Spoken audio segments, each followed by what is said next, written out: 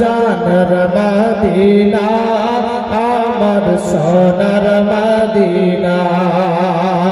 কে দয়ার নবী দুই হিজরিতে চলে গেলেন মদিনাতে, জোরে বলুন সুবহানাল্লাহ।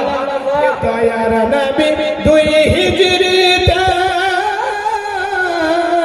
চলে গেলেন মদিনাতে, সঙ্গে তাহার আবু বকর হলেন রওয়ানা, আমার জানের মদিনা, আমার সোনার মদিনা। তোমার বুকে শুয়ে আছে হাবিবে রব্বানা, আমার জানের মদিনা, আমার সোনার মদিনা। শেষ শব্দ বলেন সুবহানাল্লাহ, সুবহানাল্লাহ। কে কত হাজি এলো গেল, তবুও চাই তোমার দিদার। সরকার বলতে হবে সুবহানাল্লাহ, সুবহানাল্লাহ।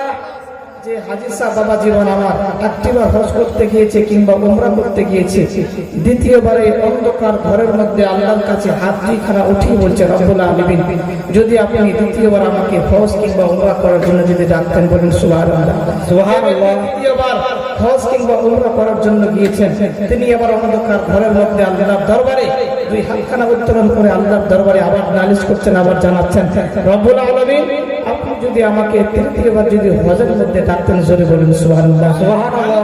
শান্তি পায় না, শান্তি তৃপ্তি আসে না আমাদের মধ্যে। তাই ছন্দ বলছে, এ কত হাজি এলো গেল, তবুও চাই তোমার দিদার। কত হাজি এলো গেল, তবুও চাই তোমার দিদার।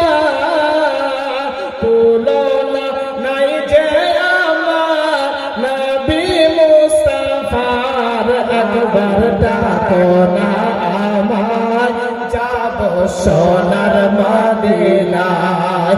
তারপরে কি বলছে, সোনার মদিনায় যেতে মিটবে, সোনার মদিনায় গেলে মিটবে মগের বাসনায়, আমার জানের মদিনা, আমার সোনার মদিনা।